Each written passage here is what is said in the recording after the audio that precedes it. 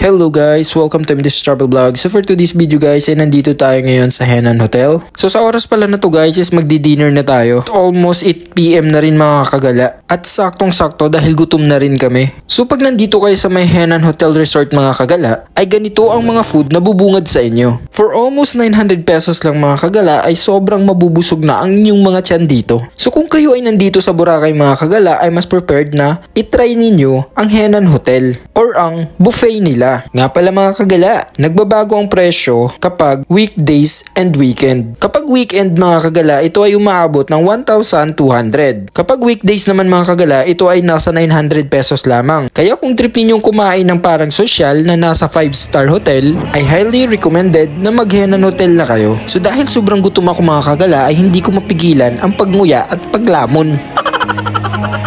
So hindi ko na rin pinalagpas yung iba-ibang klase ng sushi nila mga kagala. Actually guys, hindi talaga ako fan ng sushi. Pero nung natikman ko yung sushi ng Henan Hotel mga kagala ay grabe, sobrang sarap. Nakakatawa ko.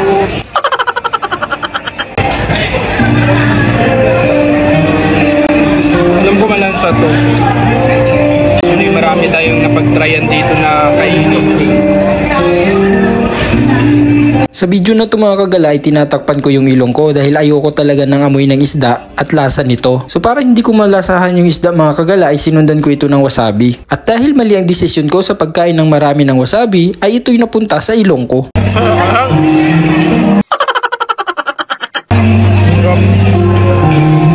Everyday may post. Ang ano na to.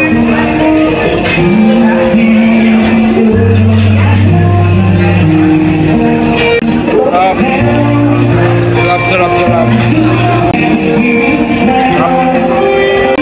Usually hindi talaga ako nakain. Pero itatry ko lang siya kasi sobrang daming pagpipilian ng ano, ng sushi. Whatever. Pwede mga nilalagyan ng mga ng wasabi. Kasi medyo matapang yung amoy ng ano.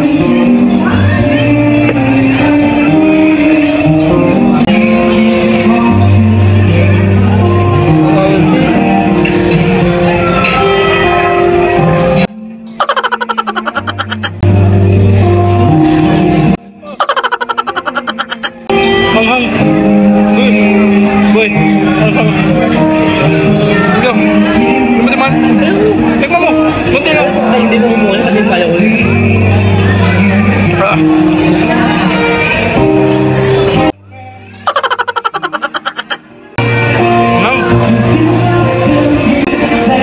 Nawala yung lasa ng ano, yung isda dahil sa wasabi. Grabe yung tapang ng wasabi.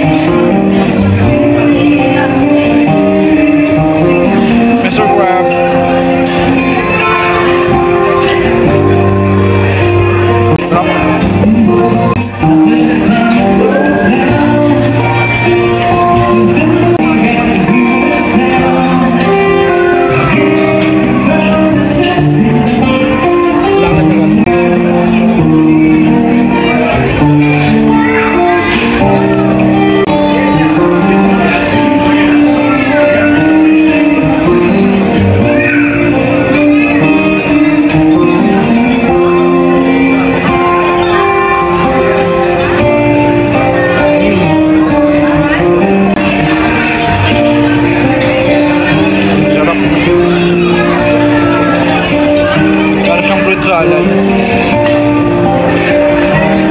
Yung lasa niya parang fruit salad yung. Kaya parang may teriyaki.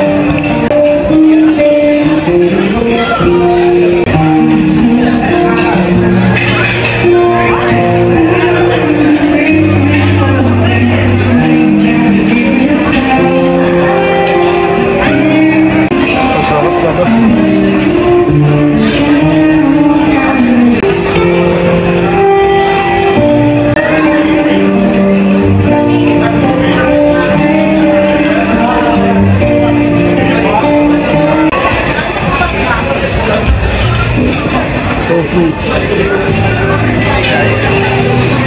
Tokwa.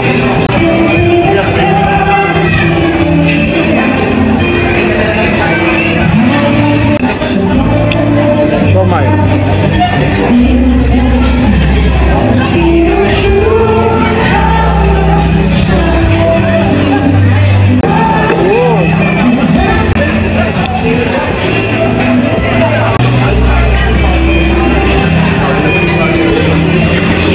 So pagkatapos kong kumain mga kagala, ay hindi ko rin pinalagpas ang mga dessert nila. So hanggang dito na lang tayo mga kagala. Maraming salamat sa panonood.